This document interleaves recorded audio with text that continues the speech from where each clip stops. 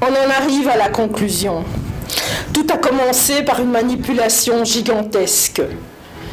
En Éden, où Lilith, inspirée par Satan, a manipulé Ève, sa première cible, victime, en vue de manipuler toute l'humanité.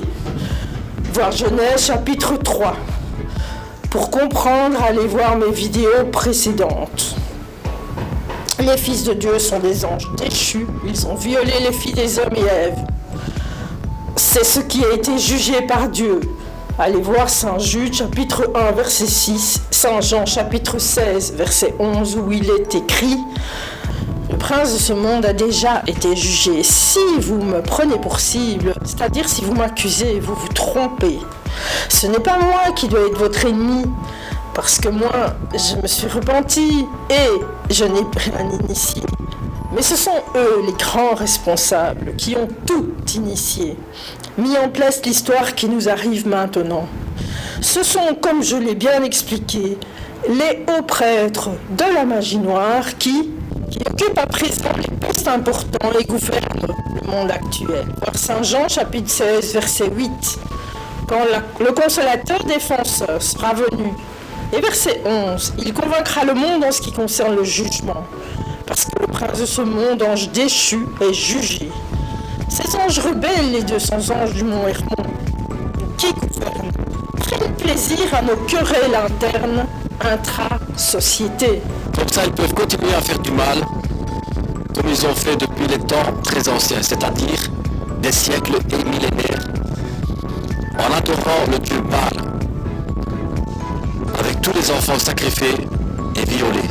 Et tout ça en toute impunité. À ceux qui croient que je ne crois pas en Dieu, la question qu'ils devraient se poser est eux-mêmes. Vont-ils croire en Dieu et en son Fils ressuscité, premier ressuscité d'entre les morts? C'est leur foi, qui les sauvera, pas la mienne. Dans Matthieu chapitre 10 verset 34 ou Saint Luc chapitre 12 verset 31, Jésus nous dit: pensez-vous que je sois venu apporter la paix sur la terre? Non, vous dis-je, mais la division. Pourquoi la division? Pour que le monde se décide enfin. Soit vous allez prendre parti pour le diviseur, voir Matthieu chapitre 21 verset 33 à 44 où il est question de la parabole des vignerons homicides, et vous allez saccager la vigne du Seigneur Dieu, Créateur, en violant ses enfants ou en acceptant qu'ils soient violés et tués, et vous adorez les dieux de ce monde, Baal, etc. Puis vous adorez l'Antichrist. Vous, le malheur suivra. Apocalypse chapitre 20, verset 14. Soit vous prendrez parti pour le Créateur de tout, et son sang, et son Fils Jésus, descendu verser son sang, pour nous sauver et nous racheter dans sa grande miséricorde de la malédiction du monde des ténèbres. Vous devrez alors accepter d'être persécuté un petit temps pour votre foi. Dans la première épître de Pierre, chapitre 5, verset 9, résistez-lui, tentateur, avec une foi inébranlable comme le font nos frères dans le monde. Pour suivre le Messie Jésus de Nazareth, deux conditions. Pardonnez à ceux à qui Dieu pardonne, ce sont les rachetés du Seigneur Jésus. Et deux, préférez en tout la lumière Jésus, sa parole, son Esprit Saint aux ténèbres. Alors vous serez heureux. Apocalypse chapitre 21 verset 4. Il essuiera toute larme. Une précision. Les ténèbres, c'est tout ce qui vampirise la lumière.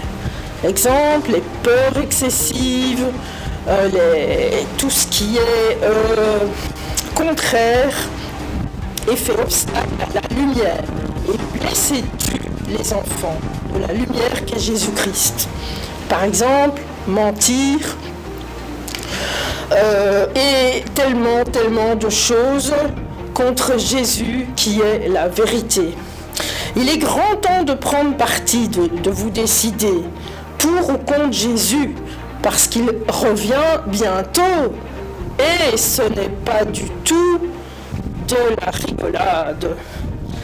Gloire au Père, au Fils et au Saint-Esprit, c'est votre éternité qui est en jeu. Amen.